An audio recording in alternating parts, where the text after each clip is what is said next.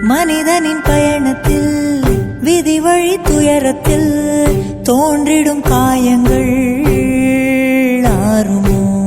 அன்பையும் பண்பையும் அறிந்திடும் ஒரு மனம் வெறுப்பிலும் சினத்திலும் வாழுமோ?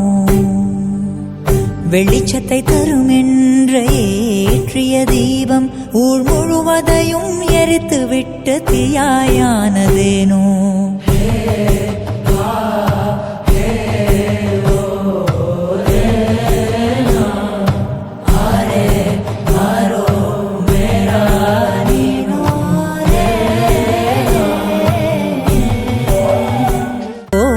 கருவறையில் காயம்பட்டு விதிவலிகள் அதன் விடை தேடி தினமும் அலைந்தோடு